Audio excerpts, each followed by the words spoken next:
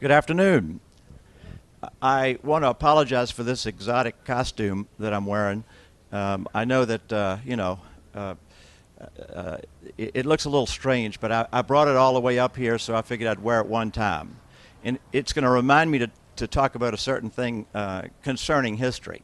Matter of fact, I'll tell you a little bit of the history right here now. This tie that I'm wearing, I got it several years ago at a memorial service for Harry Browne. Are you familiar? Some of you know Harry Browne, I'm sure. And his wife Pamela was there, and she was kind enough to offer those of us who were present to take one of Harry's ties. And so Harry Browne wore that tie, and that I felt good wearing up here.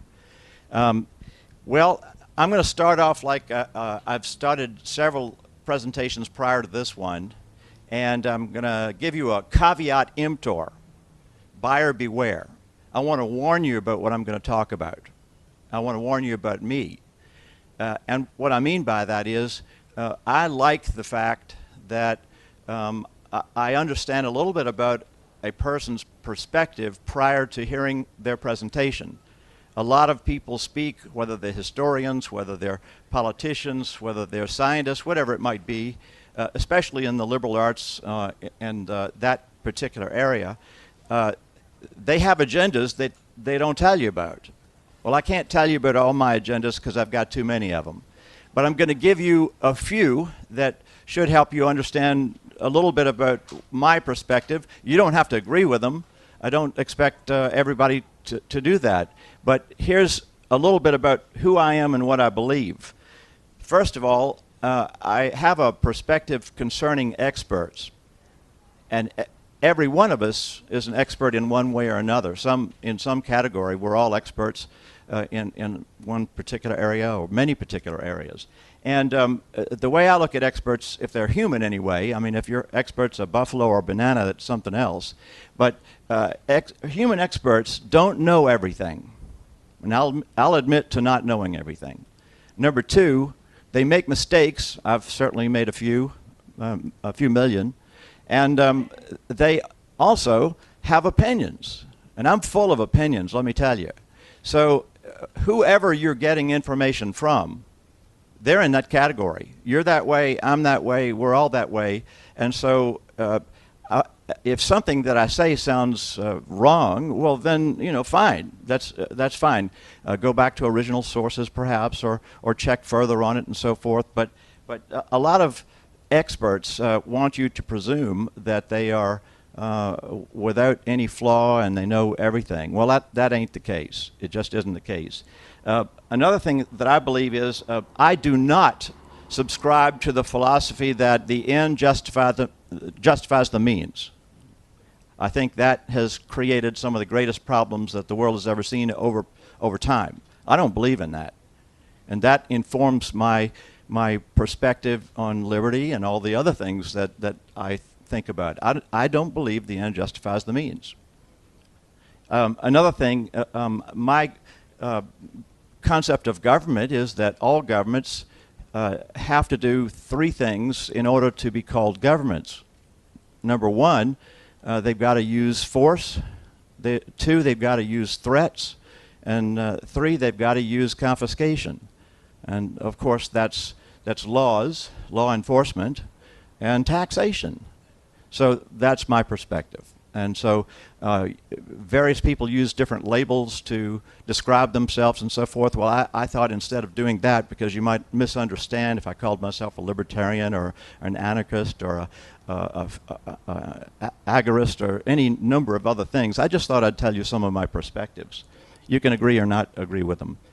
I thought I'd start at this point with my first thought. Well, the first one that I can remember having. When I was very young, who knows how old I was. I was very, very young, but the earliest thought that I remember having, and I to this day can remember having this thought, was, why did the adult do that? I don't even remember the circumstance. I don't know what was going on, but maybe my mother was feeding me from this side every day, you know. I was getting food from over here, and then all of a sudden food was stuck in my face over here. And my thought was, why did the adult do that? I didn't put it into words. I didn't verbalize it, but I thought that. And I remember wondering, why did the adult do that? And I can tell you that led me to a study of history, because I see history as a laboratory in which you can observe human action. I mean, there you go. I think that's the most important thing about it. Praxeology, or the study of human action. Von Mises began by considering human action. Why do people do what they do? What's behind their decisions? They're doing things for reasons. There's a process, and so that's exactly what it is. So as a little tiny kid, I was beginning a study of praxeology. I wanted to know about human action. So anyway, that's where all this interest that I have in history comes from. Another thing I want to present early on is that my view of the core element of liberty, in my view, is gambling. I think I may have mentioned this earlier in another presentation. If you're not free to gamble on your own life and your own decisions and your own choices, you ain't free. That's the fundamental element, I think, of liberty: the freedom to gamble, the ability to gamble, and so forth. And I think that's really important to consider, and I'll refer to that a little bit later on too when I'm talking about history. But that's how I look at liberty. What is history? Well, history is many things to many people. History is, for me, human action in action. Human choices in action, decisions that people are making in action. So that's the big description of it. Now, when you go to a school or a university or whatever, they'll give you other definitions of history, but history is far too big for anyone to know. I mean, real history. History is everything, and you can't know it. I mean, there's something going on in this tent right now, and we're being recorded here, so this may be remembered for some time. But even if that weren't on, let's say that we're not on, and there were no recording of it, we're still here, and this is part of the history of this day. Well, lots of conversations and lots of things going on that may have major implications won't get recorded, and 200 years from now won't be remembered. Well, that's just a fact.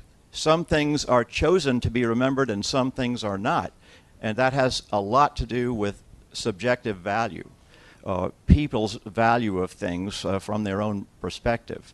And so history is way too big for anybody to understand, and a lot of, unfortunately for young people, many young people in school develop early on a hatred for history because it's names, dates, places, test on Thursday. That's history for them. That's what they think it is. That's the way it's presented to them. History is awful. It's a waste of time. Well, that's a very bad way to look at history. That's really awful, because history isn't limited to, in reality, it's not limited to those few things that get into the history book.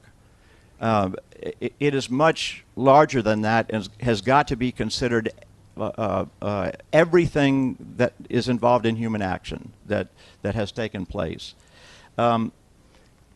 Obviously, it's so big that it can't be known.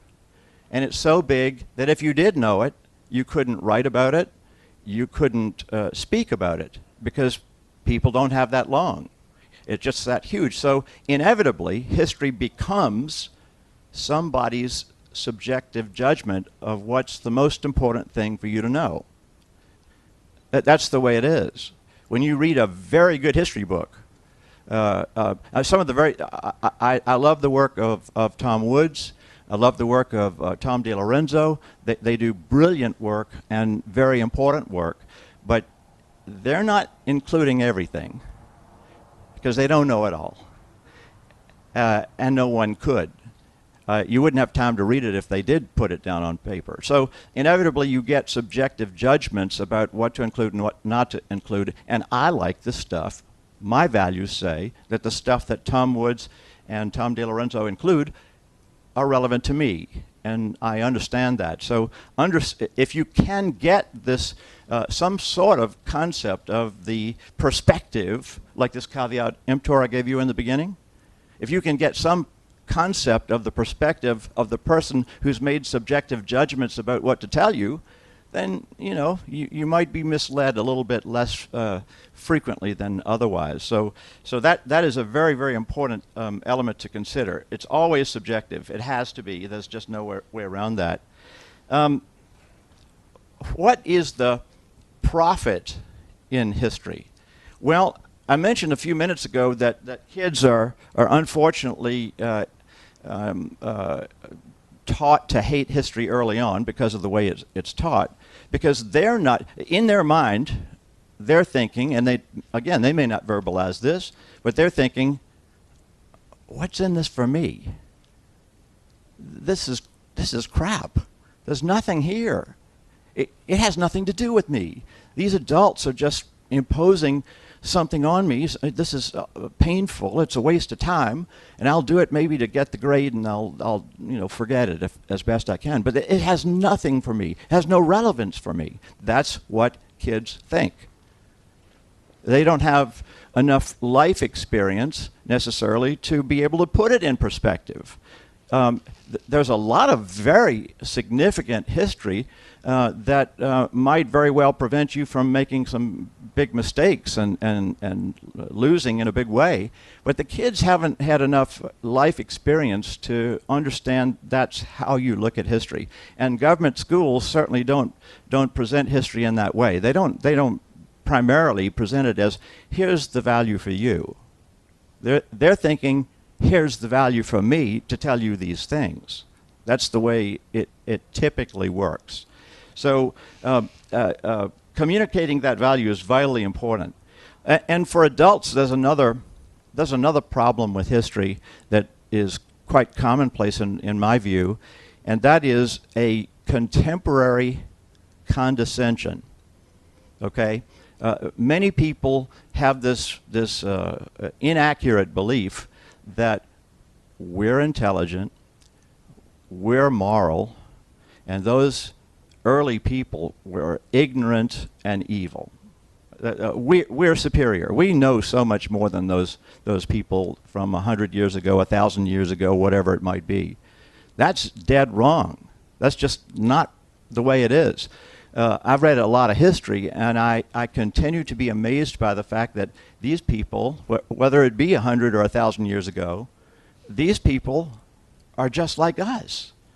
I read a book, and the actual words of someone from long ago, and I'm amazed by the fact that I know a guy like that. I know a guy just like that. And you'll find another one. Oh yeah, I know somebody like that too.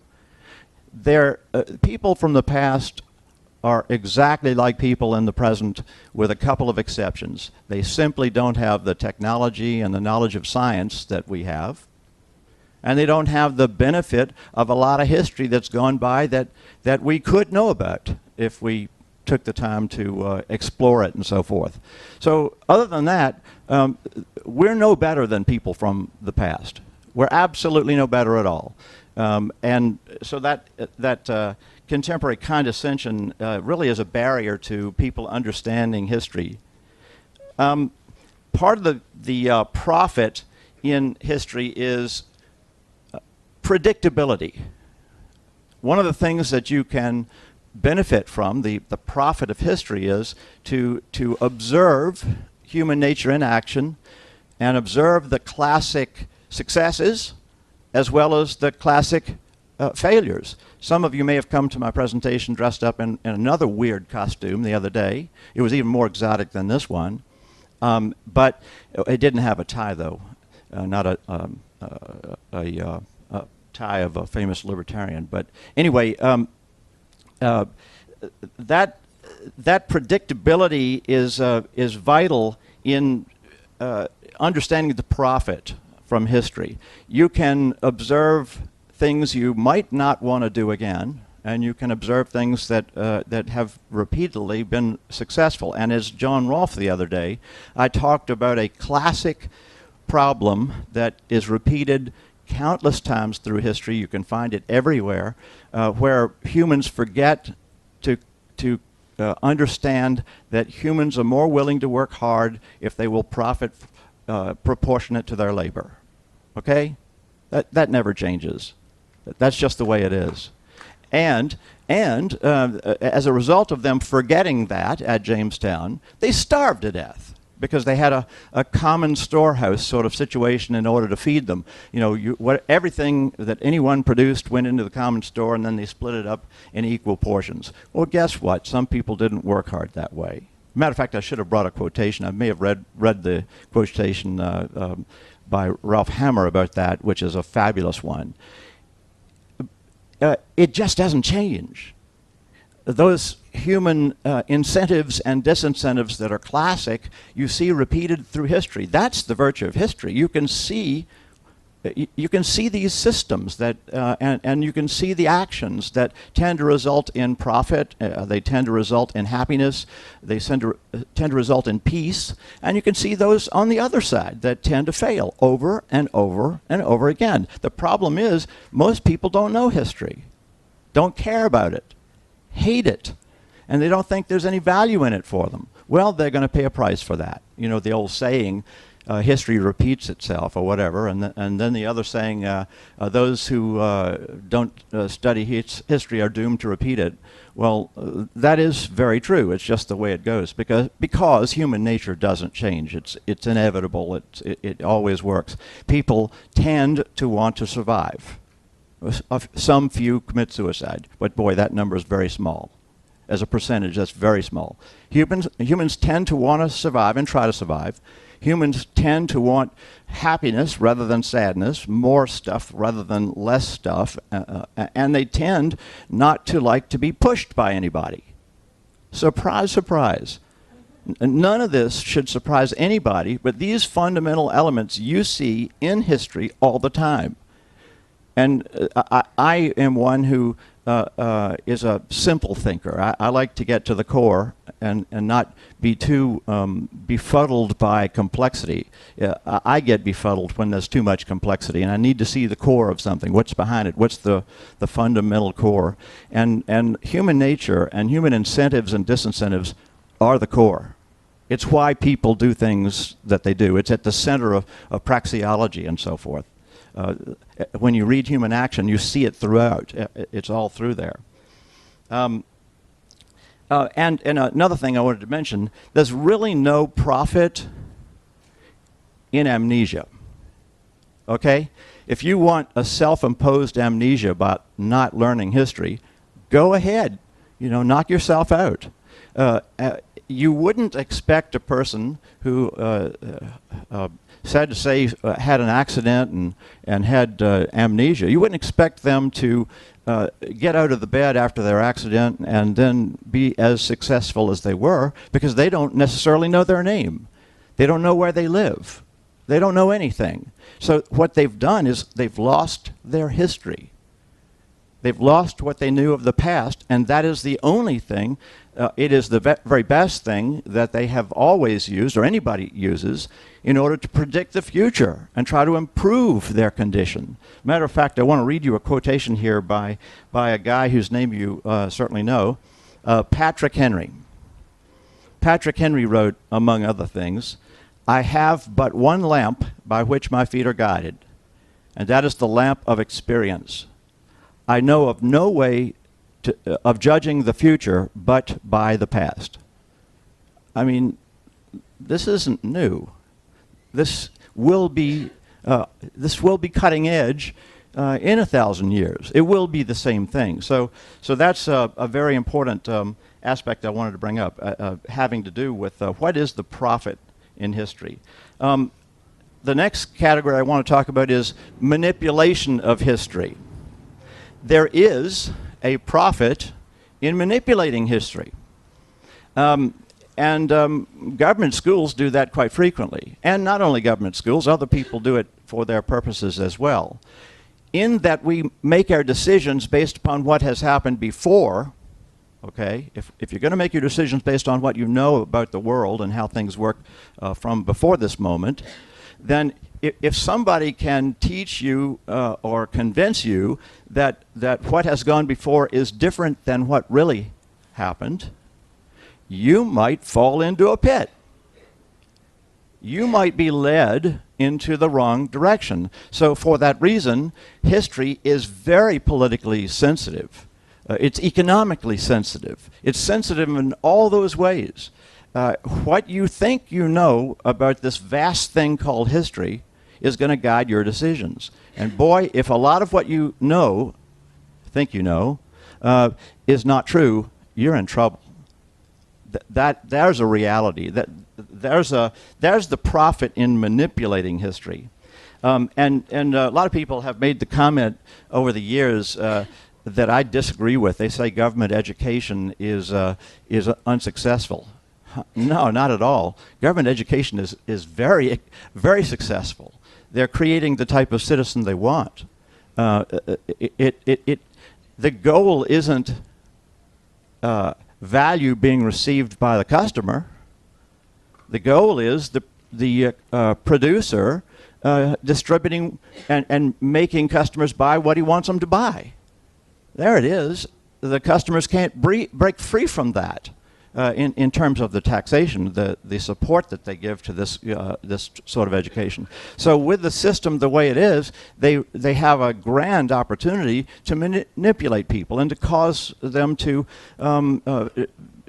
make certain decisions rather than other decisions. So if you want success in the movement toward liberty, then you've got to have an interest in history. You've got to have an interest in how it's taught, and that will, if you can change that in a fundamental way in the direction of values that we share, then you're going to see an impact. It'll take some time, but that's the way these things happen. Rarely is there a revolution and you have immediate change, like that. More likely, more commonly, it's an evolutionary sort of system. And for example, the many hundreds of thousands of young people that were inspired by Ron Paul, for example, to reconsider what they had believed before and to become active in a different way, that's going to pay dividends. That will have huge dividends. I've been active in this broader liberty movement since the late 60s, and I've watched it, and I've known a lot of the people involved in it and so forth. And let me tell you, I've never seen the activity, the increase in numbers as I'm seeing now. It's unbelievable. I have a little bit of a history to look at, and this is a very important time. One of the reasons that it's an important time is a reason that humans don't like historically, and that's that there's a lot of pain now, and there's going to be a lot more. But pain has a way of tapping people on the shoulder, okay, getting their attention. If there weren't pain, in many cases, people simply wouldn't pay attention. They'd have no incentive. I mean, if things are going great for you, why change? But as things get worse, you're going to see more and more people join this broader movement and understand the fundamentals of what we're talking about here. And speaking of government education, I want to give you a quotation you may or may not have heard, and I'm pretty sure this is accurately attributed. I read it a long time ago, and I've tried to find it again recently, and I just can't find it, but other people have said it in different ways too. Are any of you familiar with Max Stirner, individualist anarchist? I think... what was the name of his book? I won't try to remember the name of the book. I can't pull that out right now. But he wrote something years ago that I really liked, and it stuck with me, and that is, education by the state inevitably becomes education for the state. I mean, come on. I mean, we know the world. We know a little bit about how it works, and so that is absolutely the way it is. So as a result, and to finish this section on manipulation, we absolutely have to have a keen skepticism of stuff we're being told. Now, I know that people at PorcFest do, but one of the problems with most citizens is that they don't. They're trusting and believing, and they think everybody, these experts, by the way, these experts who know everything, don't make mistakes, and don't have opinions. They're just going for the good of everyone. In trusting people like that, they're making a very big mistake. We, as a general rule, don't, but most people do. And so one of my projects is to try, and in whatever way I can, to promote skepticism, to encourage it. When people have a little bit of that, you don't have to be standing next to them every moment saying, "Did you see that? Did you see that? See how that works?" You don't have to stand next to them. If they've got this fundamental skepticism, they're going to do it themselves. And that sort of intellectual learning is far more important than stuff that you get shoveled in school. If you feel you have come to a revelation about something yourself, there's a little bit of self-esteem that's generated. Ah, I see how that works. Yeah, I'm pretty smart. That's a good thing, because it sticks with people then. They think the idea is theirs. We all have neighbors and relatives who we would love to be more aware of these ideas, certainly. And there are all sorts of ways to try to persuade them and so forth. But if you can put the seed in their minds, they need to be a bit more skeptical. They're a little bit too trusting. Then they might begin to figure some of these things out by themselves. And that's really important. The last major category of things I wanted to talk about, the things to look for in history. And for me, it's simplicity. Again, you can have as much complexity as you want. I've studied a lot about Jamestown. I know a heck of a lot of individual details. And of course, when you have an hour-long presentation, you can't give them all. But I know a good bit of factual information about Jamestown. But that's not really, that's not the profit for me. The profit was seeing human action working in a classic, repeatable way there at Jamestown. I observed that the common storehouse failed until they transitioned to private property. That's just the way I observed it, and I looked for the simplicity. I looked beyond the data. Of course, you got to have the data. You got to have the complexity on a certain level. But I looked for the ultimate lesson, which was they were failing and then they were succeeding, and here's the thing that made the difference. So look for the simplicity. Look for the human nature in action. Look also for people employing certain means to achieve certain ends. Observe when people employ compulsion, threats, force, taxation to accomplish their goals, and observe in history when they don't do that. And then look at the consequences. Look at what happened as a result. When they use, I would venture to say that whenever they use corrupted means, they corrupt the ends they thought they wanted.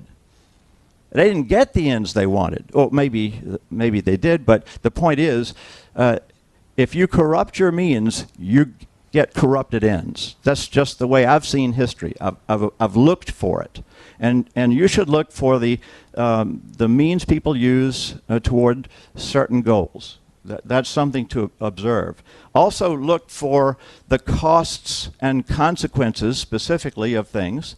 I was a television reporter for years in Richmond, Virginia, and I covered the state legislature and the governor's office and so forth. And I found that the fundamental core simple thing about politics was that most of politics is people hiding the costs and consequences of any action or project they wanted to advance.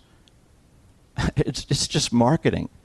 They may not have known all the consequences. I'll give them a little bit of credit for that, but they weren't looking very hard for them.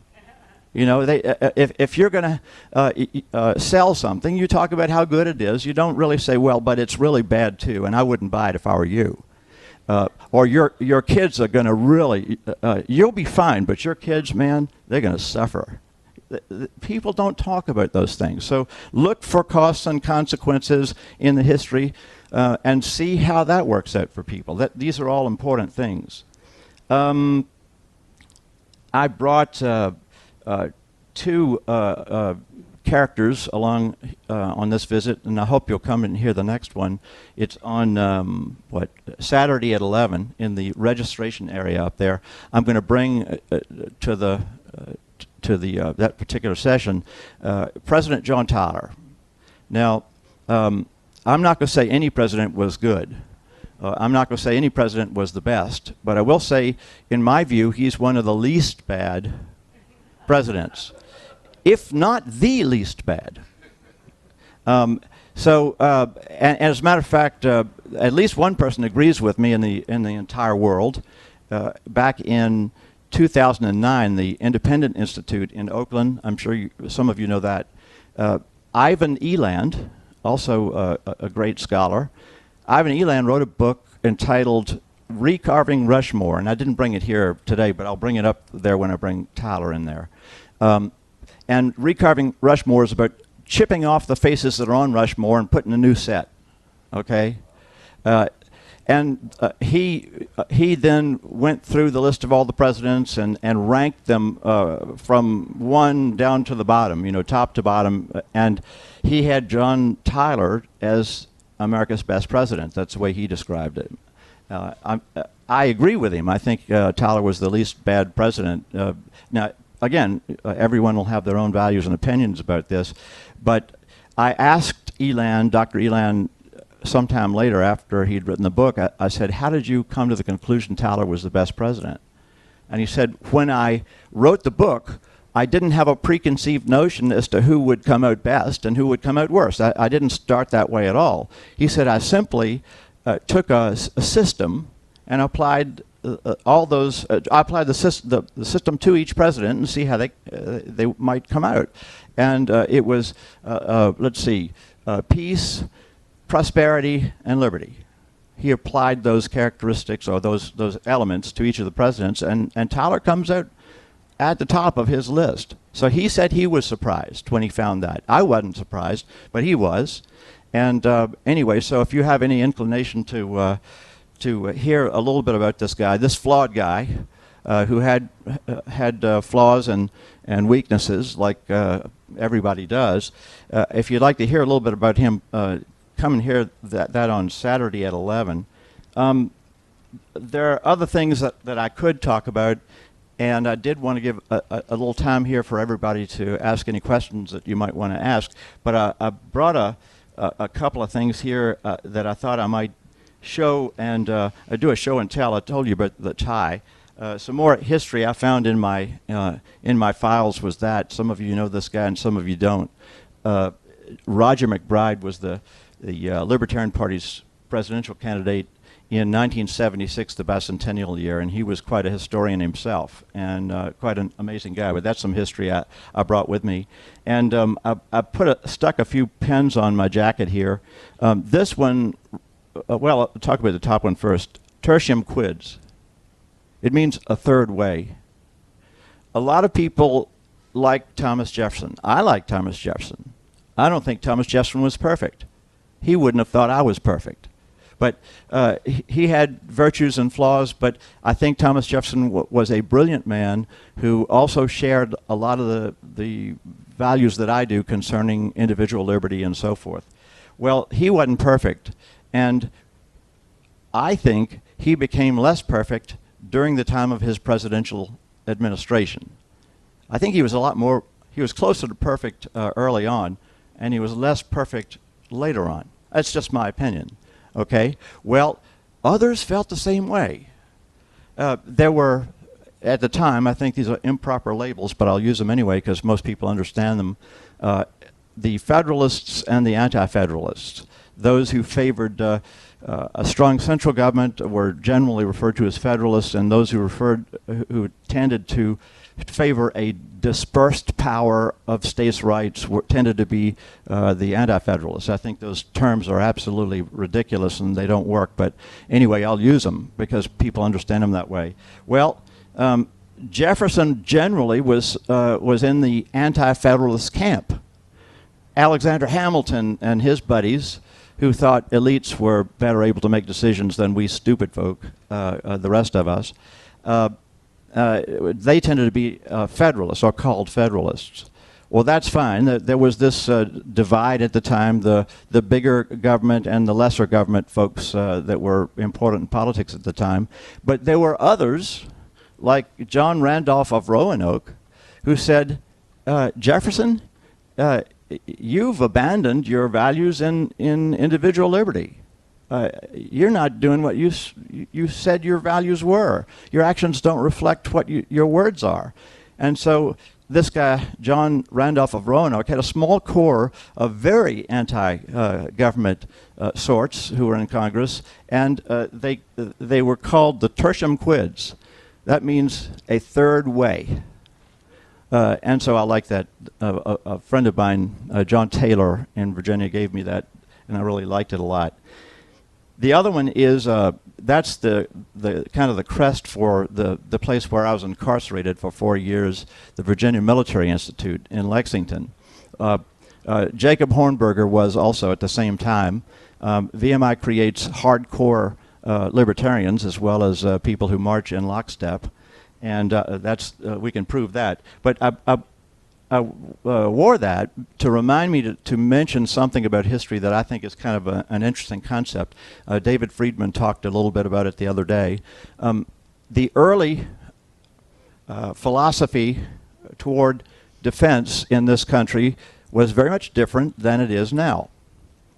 For obvious, we know that it is. But the early perception about how to defend the nation had a lot to do with a fear of what had happened before, a knowledge of history, okay? And that was, they won their revolution against a standing regular army and against paid mercenaries of that standing regular army, the British. They had won their revolution against those people, and they hated, or they very much disliked and feared a standing army, a standing professional army. That was not the belief at the time. National defense, okay, we'll have a small regular army, they said. And so they eventually they built coastal fortifications around the nation, and they put some regular soldiers in the forts and so forth. But the numbers were minuscule. They were tiny. And the primary manpower that was to be expected if there were a serious threat to the country was going to come from the population, from the citizens. Citizen soldiers. And I wore the pin because VMI was created, unlike West Point. West Point was created to produce officers for the standing professional army. VMI was not set up to do that. The goal was to produce an officer corps to lead the rabble, the citizens, in the event something happened. And these graduates of VMI were supposed to just go home. They'd have their uniform as cadets. They'd learn military topics and lessons as rigorously, I can assure, as rigorously as West Point, even more so. But then they'd go home and be a farmer, be a clerk, be an educator, whatever they might do. They were not supposed to be professional soldiers. They were supposed to have the knowledge and the ability, and the founding fathers thought that, gosh, if we need to have a militia, a big one, we're going to need to have some kind of leadership, and we'll need it pretty quickly. We can't train people at the time that we need it. So VMI was created to produce an officer corps for the citizenry should there ever be a need. So I happen to like that old idea. I think that was a wise idea. The country has gone way away from that, obviously, now. And in those days when they feared regular armies, for some reason, they thought that regular armies were dangerous. Can you imagine that? And they also thought, wow, they're expensive. They're dangerous and they're expensive. Wow. Well, the founding fathers weren't, that fact wasn't lost on them. They knew it well. They understood it. They had seen it. They had fought standing professional armies who are prone to kill whoever they're paid to kill. All right, that's the way it works. Go kill those guys over there. Now, one of the few little residual elements of this early system, there are a few things that still remain, but that old system has been gutted by the state for a long, long time. There are two things. The National Guards of the various states at one time were more or less seen as a trained sort of military force for each state. Now the federal government has pretty much absorbed them into subordination to the national government, but it wasn't created to be that way. That wasn't why it was to be there. There's another tiny little residual element of this concern about standing regular armies, and that is the oath that military personnel take. Oh boy, they don't swear an oath to follow the orders of my commander. That is not what the oath says. Some of you may have taken that oath at one time or another. It says you will protect and defend the Constitution from all enemies, foreign and domestic. Well, what if something that your commander orders you to do works against the Constitution? Your obligation is to disobey the order. And I'll go so far as to say this, and you might want to consider the guy who gives that order to be a domestic enemy. All right? That's the oath that still exists. And I believe that's one of the few things that we can hold out as a hope in the event things get rather serious, that the people who actually are the hammer for the state will come to realize what I'm doing might not be right. Because they're not terribly unlike us. I don't think many of the people who are in a uniform got in a uniform to be evil.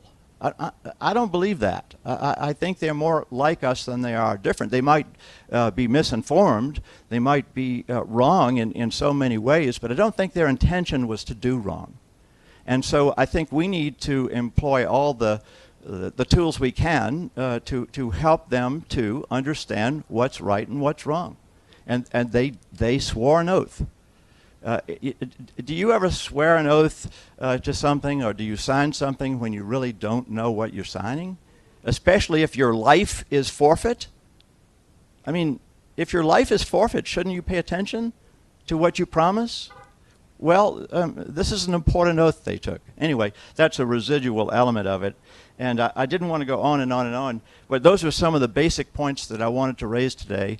And if any of you have questions or perceptions about any of this, I'd love to hear, because I want to learn as much as anything. And if I'm wrong, I want to get right quicker, as fast as I can get right. Any thoughts or questions? Or anyway, thank you very much.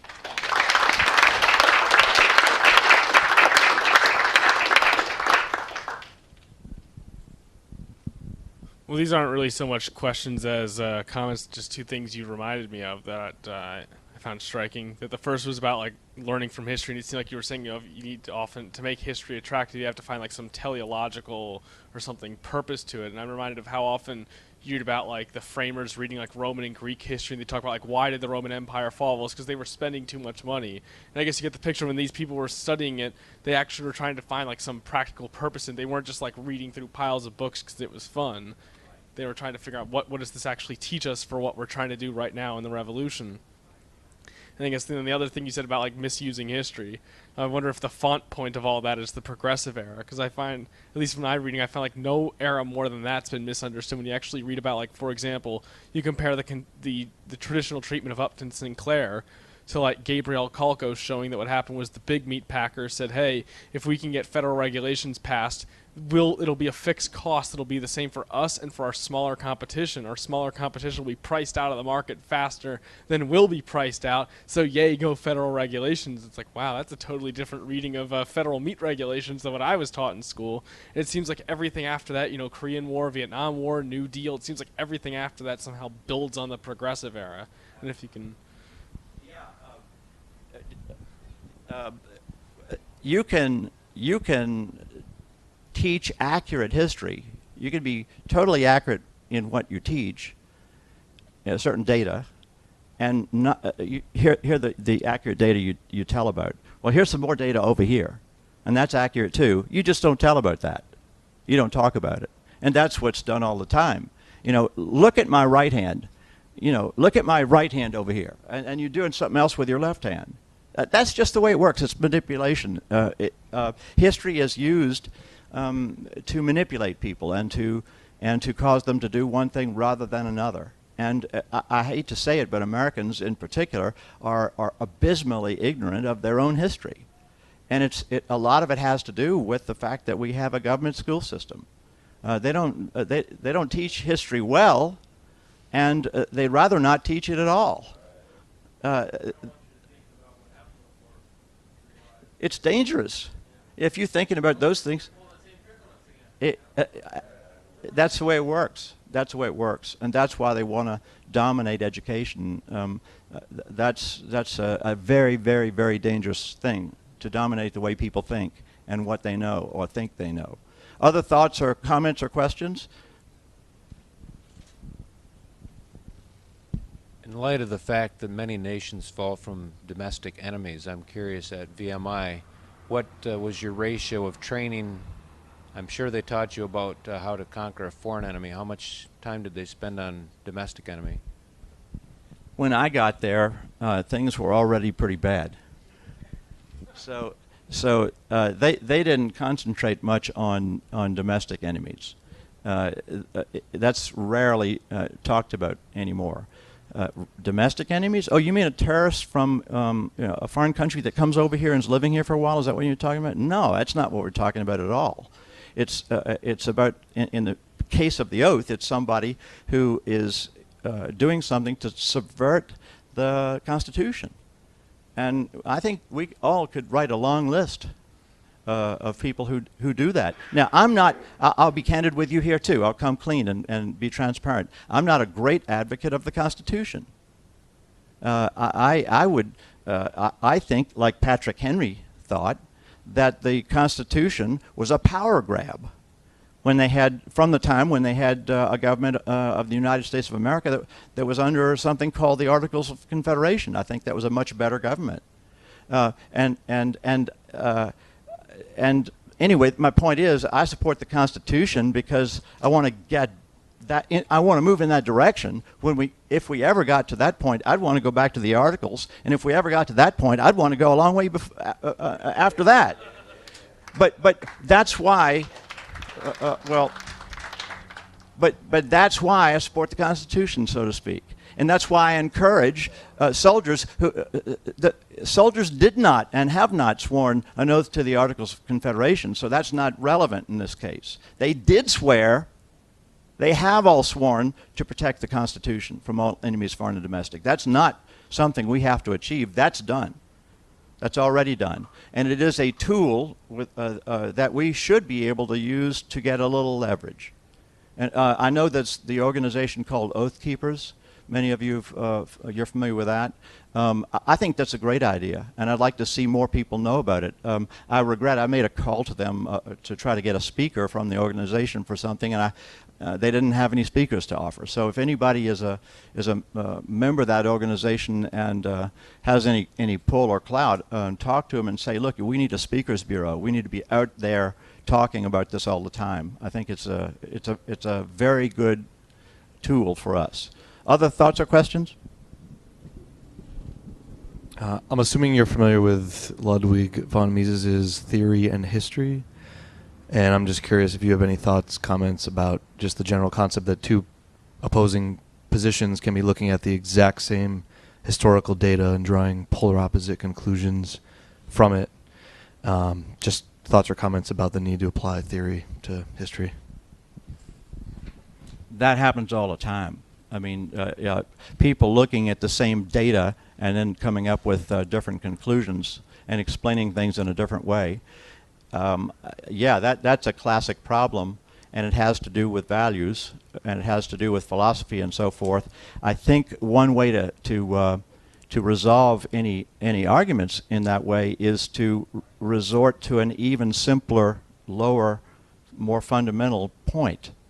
I mentioned visiting some of my relatives up here on my way over here from Burlington, Vermont, from the airport, and they don't agree with me on politics and this, that, and the other, on a lot of things. But I've had so many arguments with people about this over the years that I've changed my method. I mean, when something doesn't work, I'm kind of slow to change, you know, but after a certain amount of failures, I usually try to change. And I've failed so often to convince people that I take something like this, looking at the same data and coming up with different conclusions. And so what I've tried to do is not argue it on that level, but take it down to a more basic fundamental level, having to do with morality, having to do with philosophy, basic values. And when we differ on things, I said, okay, wait a minute. I don't believe that the end justifies the means. Do you? And they think about it for a while, and they think about the consequences of that. And I say, do you favor imposing threats or force or stealing from your neighbors? Do you? And no, certainly not. So we got to an agreement. We came to an agreement. Now they can take it beyond that and figure it out eventually, and they'll understand why I have the perspective that I do. But I think the way to do that is to take it down to a more fundamental, basic level. When it ain't working, you go to the things that we all share. Humans share the desire to survive. They desire the desire for happiness and success rather than failure, and the desire not to be pushed. You'll have a hard time finding anybody who doesn't share those. And if you can get closer to that, you'll find points of agreement, and I think you'll be more persuasive. And I think that's the way we can resolve that issue. Other thoughts or questions? That was a good one.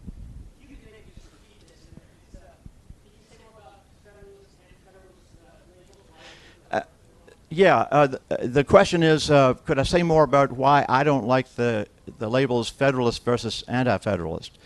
Because a federation and a federal government, a true one, is a federation of independent sovereign states. Okay? That would be the federal type system. The people who normally go by federal are the nationalists. I would call them the nationalists versus the okay, nationalists versus federalists. Right. I think that would have been a far better way to distinguish the two groups. But see, that's one of the things that is rampant throughout education, and that is distortion of definitions. That's a big part of the problem. It's a fundamental part of the problem.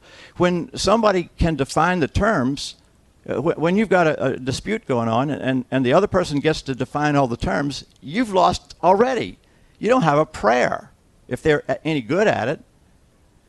We can't let them have terms like progressive. They're regressive. We can't let them have terms like liberal. That's what Jefferson was. He was a liberal. It meant that he was for liberty. We can't let them have those terms. But they have so many of the good terms.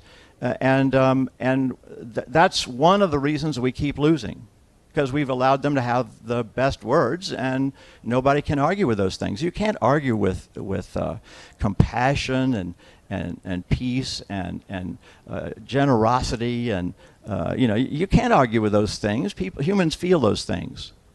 they have sympathy for them. Yeah.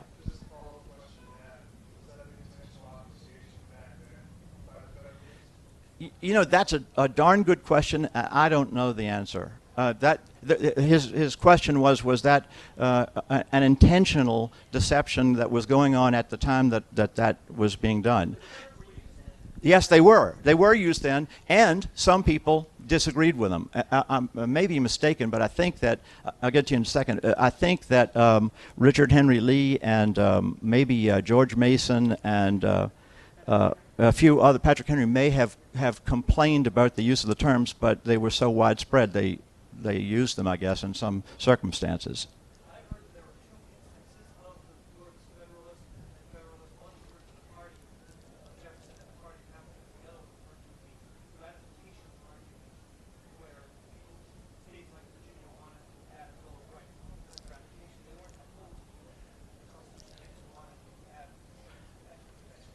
Well, yeah, that's a very good point. Studying the period of the ratification of the Constitution is a really rich time. I mean, you really get into some extraordinary and wonderful arguments that we need to all consider. Matter of fact, you're all familiar, I'm sure, with the book, The Federalist Papers. Okay, there's also a book, The Anti-Federalist Papers. Okay, and these are people who opposed the ratification of the Constitution for X, Y, Z reason, whatever it was. But a lot of them had fears, as Patrick Henry did, that this new Constitution was a power grab. He was very blunt and plain about it. You really ought to read his comments about that at the time. However, there was some. I think you could generally say what the people called the Anti-Federalists, who were taking Patrick Henry's perspective, Patrick Henry's perspective. As a general rule, they were argued about the growth of the federal government, the national government. I shouldn't say federal, I should say national government. They were worried about it, and they said there are going to be some bad consequences from this down the way. Knowing something about human nature as we do, having read history as we have, Madison and so forth. Madison was particularly guilty because he was a prime architect for the document, the new Constitution. And I think later on he came to have some regrets about it.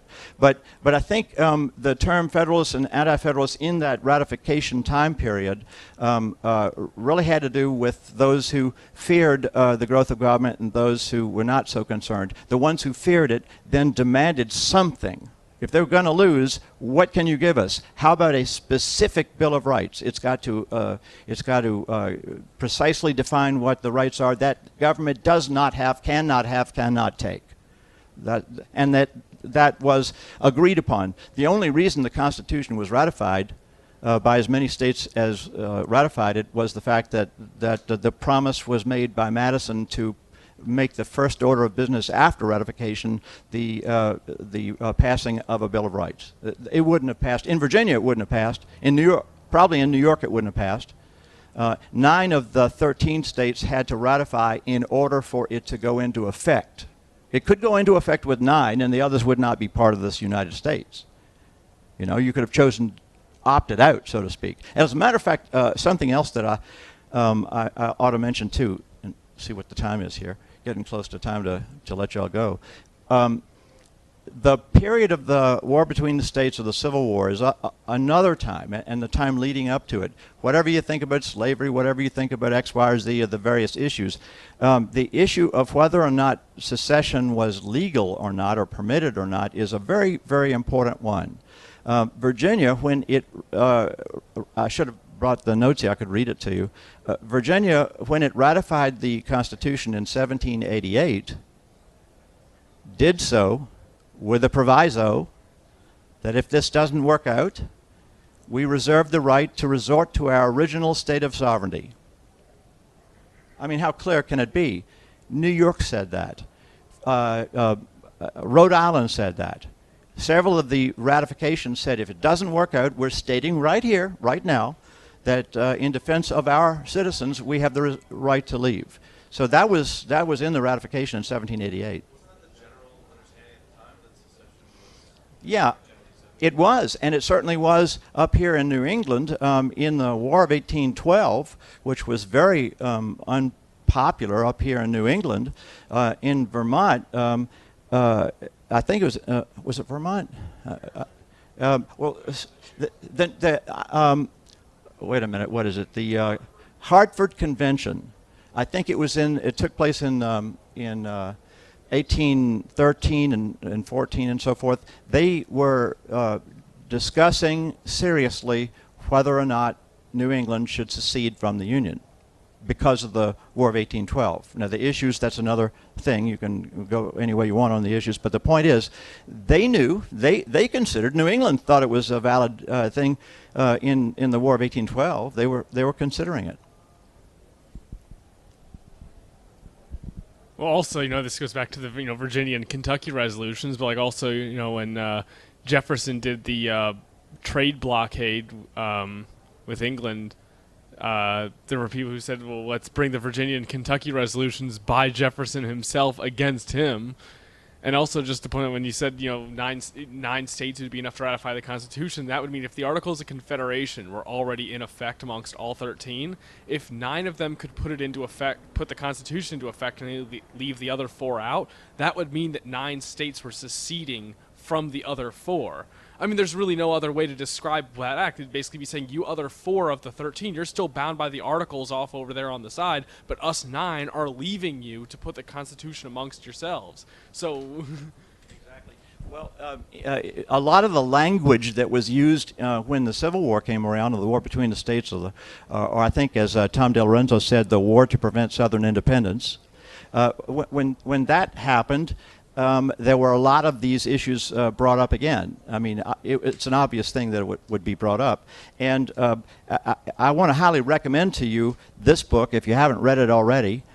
This is a fabulous book by Tom Woods, having to do with it's entitled Nullification, but it has to do with the Kentucky and Virginia resolutions and what they were talking about and the fundamental issues. And that sort of thing was still hanging around in President John Tyler's time and his administration too. The Anti-Federalists tended to fall in line eventually with Jefferson. The Federalists, as they were called, fell in line with Hamilton. Hamilton's intellectual and political descendant was Henry Clay. Thomas Jefferson's was John Tyler. And so Tyler and Clay had it out and fought over this issue. Tyler won. During his time, he won. A descendant intellectually and politically of Henry Clay was Abraham Lincoln. And so he decided to win the argument with bayonets. And so might makes right, right? Doesn't might make right? Well, some people think so. Anyway, y'all have been great. And one more question? The victor writes the history books. You got that right. Yeah, the victor writes the history books. It's always that way, always will be in terms of a shooting conflict. That's just the way it is. The dead bodies don't talk, the live ones do.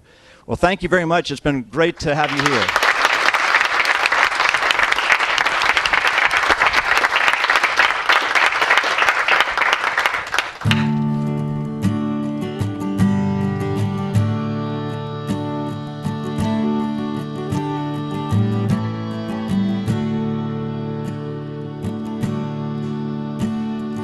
Picked up an angel whose left wing was broken.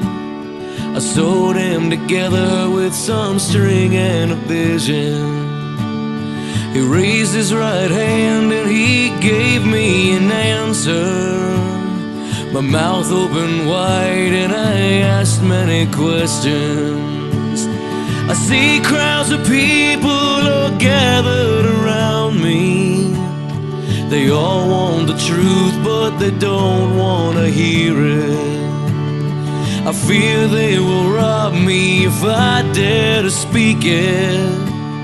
But poverty bears the fruit of the